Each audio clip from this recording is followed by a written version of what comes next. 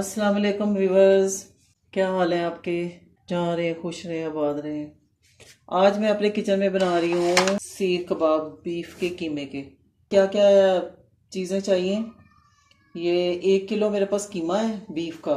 ये अदरक लहसुन का पेस्ट है, 3-4 चम्मच है, आधा मैं डालूंगी इसमें। इसके साथ ये प्याज है और हरा धनिया है और ये हरी मिर्चें हैं 5-6। और इसमें जो खुश्क मसाले हैं वो हैं, ये 1 चम्मच ज़ीरा है, 1 चम्मच सूखा धनिया है, तो ये जायफल जरवतरी है थोड़ी सी खुशबू के लिए, 1 चम्मच गरम मसाला, 1 चम्मच लाल मिर्च है और आधी चम्मच हल्दी है और 1 चम्मच कुटी हुई मिर्च लाल और 1 चम्मच नमक है। और ये है मेरे पास 1 चम्मच मैंने लिया है कचरी पाउडर।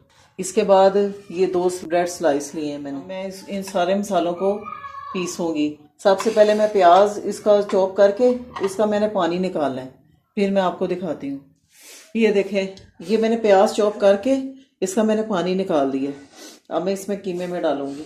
ठीक है, ये मैंने आधा इसमें डालूंगी मैं, ये 2 चम्मच अदरक लहसुन का पेस्ट।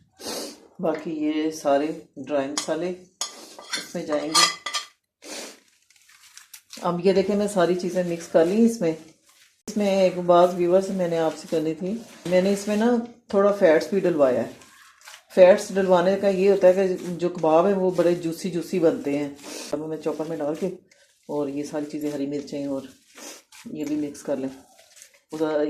वैसे तो ये कीमा मैंने 2 दफ़ा मशीन से निकलवाया हुआ है, तो एक दफ़ा मैं चॉपर में डाल के इसको अच्छी तरह एक दफ़ा फिर चॉप कर लूँगी। ये देखें, मैंने सारी चीज़ें डाल के चॉप कर लिया है कीमे को। अब इसमें मैं हरा धनिया डालूँगी और 1 चम्मच ऑयल डालूँगी।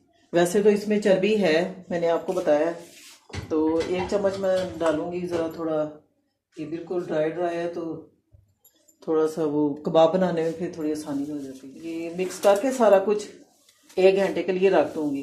उसके बाद फिर हम कबाब बना के तो फ्राई करेंगे। 1 घंटे के लिए रखने से इसमें मसाला सारा जज़ब हो जाएगा अच्छी तरह और ये सेट हो जाएगा कीमा।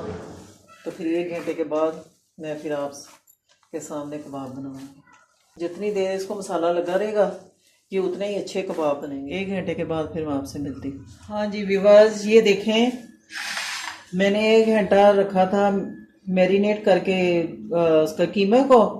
तो अब ये देखें कितने अच्छे सीख कबाब बन गए हैं।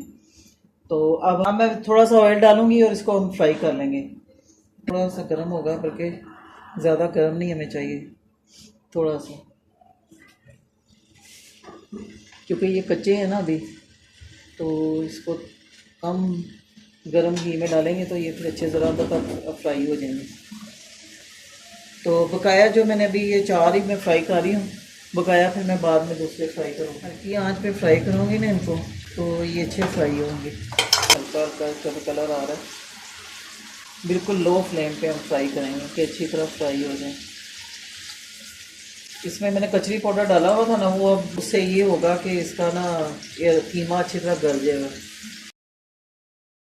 2-3 मिनट एक तरफ रखेंगे, 2-3 मिनट दूसरी तरफ रखेंगे और ये फ्राई हो जाएंगे। इसका कलर आ गया। ये देखिए तकरीबन हमारे कबाब तैयार हैं।